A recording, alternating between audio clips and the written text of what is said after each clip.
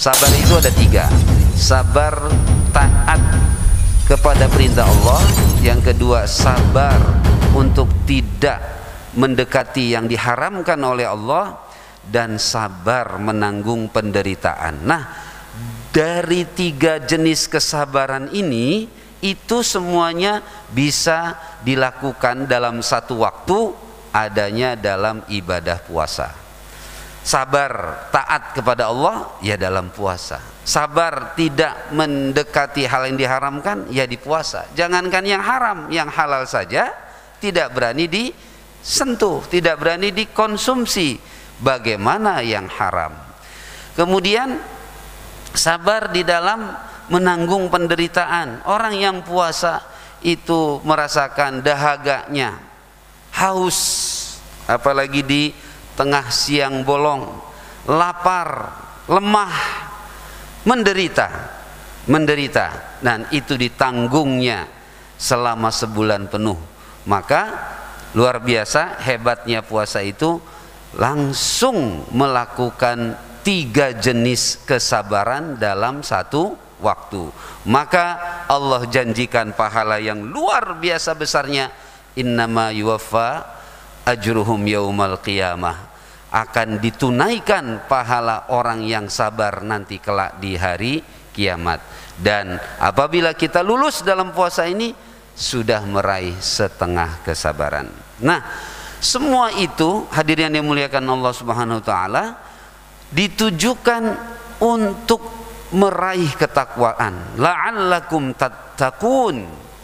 Yang harus kita kejar dari kesempatan yang diberikan oleh Allah Subhanahu wa taala pada kita adalah la'allakum tattaqun, agar kita meraih ketakwaan. Nah, ini pertanyaannya adalah setelah 15 hari ini kira-kira apa tanda-tanda ketakwaan yang sudah kita peroleh? Bagaimana sholat kita? Apakah kita lakukan dengan jamaah? Apakah sudah 5 waktu? Apakah sholatnya dengan berjamaah? Wabil khusus untuk muslim. Ya. Apakah sudah menghatamkan bacaan Al-Quran? Apakah sudah mengeluarkan zakat mal? Apakah sudah bertambah kebaikannya? Apakah sudah memberikan iftar, makan untuk membatalkan buka puasa? Apakah sudah menyambung silaturahim? Apakah sudah berbuat baik kepada kedua orang tua? Banyak hal-hal yang menjadi indikator dari ketakwaan. Nah, mari kita terus bermuhasabah setelah 15 hari ini, setelah setengah bulan ini, bagaimana grafik kita terus bertambah naik. Bagaimana kajian-kajian yang sudah kita lakukan, tolabul ilmi, apakah kita ada di dalam golongan tolabul ilmi? Nah, ini semuanya adalah peluang untuk meningkatkan agar kita akhirnya la'allakum tattaqun. Karena at-taqwa itulah yang akan membedakan kita dengan yang lainnya. Nabi Muhammad sallallahu alaihi wasallam dalam kesempatan haji yang terakhir, beliau menyampaikan khutbatul wada', khutbah perpisahan. Di antara isi khutbahnya itu adalah an-nasu min Adam wa Adamu min turab. La fadla li'arabiyyin wala ajabi illa bittaqwa. Manusia itu asal usulnya dari Adam. Jadi manusia, anak cucu manusia, asal usulnya dari manusia pertama yang diciptakan oleh Allah, yaitu Nabi Adam. Yang Allah ciptakan dari tin, khalaqahu min tin. Allah ciptakan Nabi Adam dari tanah. Nah, dari manusia pertama ini lahirlah anak keturunannya, kita semuanya ini. Nah, lalu Allah tegaskan wa Adamu min turab. Adam itu berasal dari turab, dari tanah. Dari tanah. La fadla li arabiyyin wala ajamiyyin. Tidak ada yang lebih unggul dari orang-orang Arab atas orang-orang non-Arab. min aswad atau min ahmar ila aswad, dari kulit putih, kulit kuning atas kulit hitam. Tidak ada unggulnya kecuali dengan ketakwaan. Yang membedakan keunggulan satu dengan lainnya bukanlah ras, bukan bahasa, bukan daerah, bukan asal usul, status sosial dan seterusnya, tetapi adalah ketakwaan. Ditegaskan dalam Al-Hujurat, inna akramakum indallahi atqakum. Sesungguhnya yang paling mulia di antara kamu sekalian adalah yang paling banyak di antara kamu sekalian ketakwaannya kepada Allah Subhanahu wa taala. Nah, puasa ini adalah wasilah, media yang paling pas, yang paling sempurna untuk membentuk ketakwaan seseorang. Dari pagi sampai sore dia menahan lapar dan dahaga, dia tahan, dia kuat. Dan alhamdulillah ini di Indonesia ini durasinya termasuk yang sedang ya, antara 12 sampai 13 jam. Saudara-saudara kita yang ada di belahan negara-negara sana, di Eropa dan sebagainya, antara 14 sampai 15 jam. Bahkan ada yang mendekati 19 jam. Yang lebih sedikit dari kita di antaranya di New Zealand antara 11 sampai 12 jam, atau di Brazil, negara-negara Latin ya. Sedangkan yang di Eropa dan sebagainya itu hampir dari atas 15 sampai 19 jam. Ya Allah, luar biasa, luar biasa. Tapi saudara-saudara kita tekun melatih dirinya, walaupun bagaimanapun kita tanyakan, mereka berpuasa, mereka kuat 19 jam juga kuat melaksanakan ibadah puasa. Mengapa? Dorongan keimananlah yang membuat kekuatan spiritual bagi umat Islam untuk melaksanakan ibadah puasa tersebut. Jadi kita harus kembali kepada tujuan pertama, la'allakum tattaqun. Nah, oleh karena itu esensi daripada puasa ini apa? Agar kita masuk ke la'allakum tattaqun. Ada 4 hal tujuan pendidikannya. Yang pertama adalah qillatut ta'am. Sebagaimana kita ketahui, makna as-siyam huwa al-imsak. Siam itu artinya menahan, membatasi, mengurangi. Apa yang dibatasi? Apa yang ditahan? Apa yang dikurangi? Yang pertama adalah at-ta'am, konsumsi. Mengurangi konsumsi, makan, minum dan seterusnya. Kita ketahui unsur kekuatan yang ada di dalam diri manusia adalah ketika mendapatkan suplai makanan dan minuman yang cukup sesuai dengan hitungan kesehatannya, ya vitaminnya, ya nutrisinya, ya gizinya, ya sebagai seterusnya. Itu apabila sudah tercukupi, maka akan memberikan suplai kekuatan di dalam tubuh kita ini.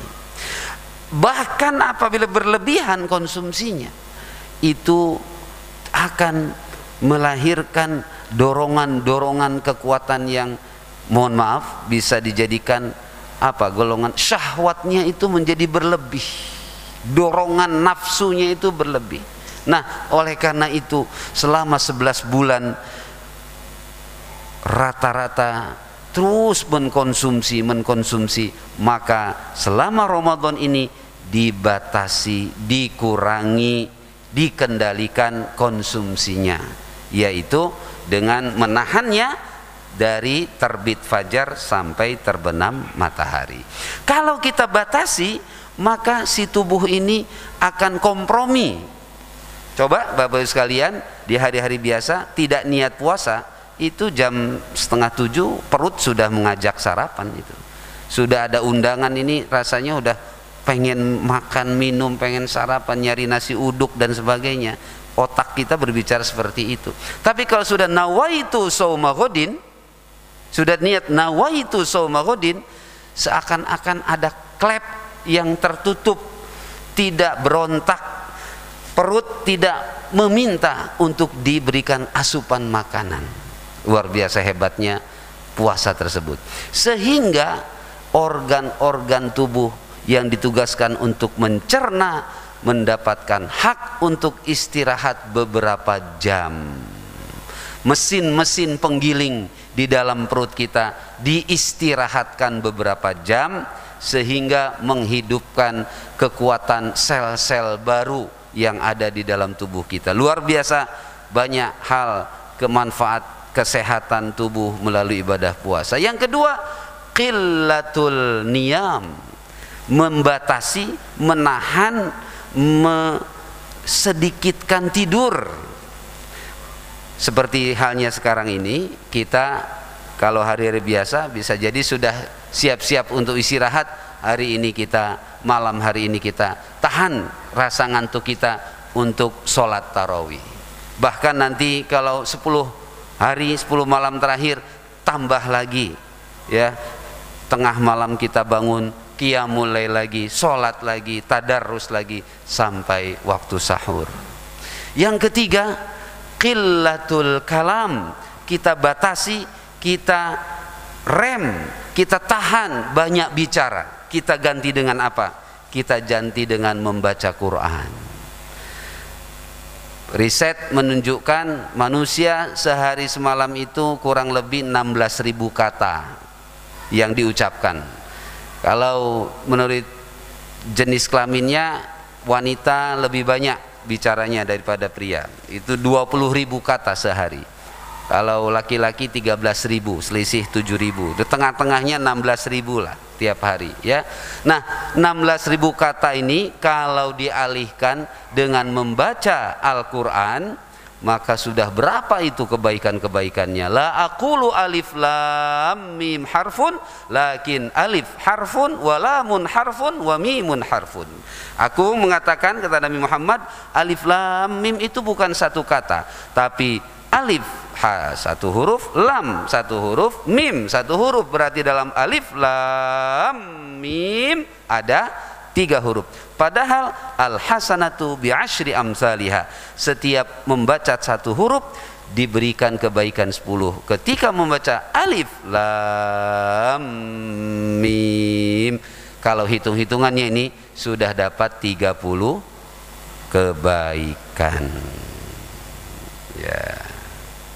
Yang terakhir, qillatul anam, membatasi, menahan kita banyak berinteraksi dengan manusia. 11 bulan kita selalu berinteraksi di lingkungan terdekat, di rumah, di tetangga, di kantor, di komunitas, di sekolah, di tempat bekerja. Terus kita berinteraksi dengan sesama manusia. Kapan kita berinteraksi, berhubungan dengan Allah Subhanahu wa taala? Maka Allah mengaturnya melalui Nabi Muhammad dengan menjalankan i'tikaf. I'tikaf adalah sarana kita membatasi, menahan interaksi kita dengan sosial, dengan konsentrasi kita berinteraksi hablum minallah, terutama 10 hari terakhir di bulan Ramadan. Berarti sudah tinggal 5 hari lagi nih. Kan ini 15 nih, hari 15 adalah 20, tinggal 5 hari lagi. Setelah itu apabila kita siap niat untuk i'tikaf, maka masuk ke dalam masjid, sudah kita bermuhasabah, berzikir, menyebut-nyebut Allah Subhanahu wa taala, walitukabbirullaha ala ma hadakum wa la'allakum tashkurun, ya. Inilah Bapak Ibu sekalian esensi dari ibadah puasa yang akan kita hatamkan 15 hari ke depan ini. Mudah-mudahan tujuannya kita semua tercapai, la'allakum tattaqun, melalui ibadah-ibadah yang tadi kita sebutkan satu persatu. Wabil khusus kita kurangi adalah konsumsi tidurnya, pembicaraannya dan interaksinya, agar membentuk la'allakum tattaqun. Allahumma amin ya rabbal alamin. Semoga kita dikarenakan kesehatan, kekuatan lahir dan batin, dan ma'unah dari Allah untuk dapat meraih Lailatul Qadar di bulan Ramadan ini, dan kita semuanya diampunkan dosa-dosa kita dan digolongkan ke depan ada hamba-hamba Allah yang bertakwa. Mohon maaf. Wassalamualaikum warahmatullahi wabarakatuh.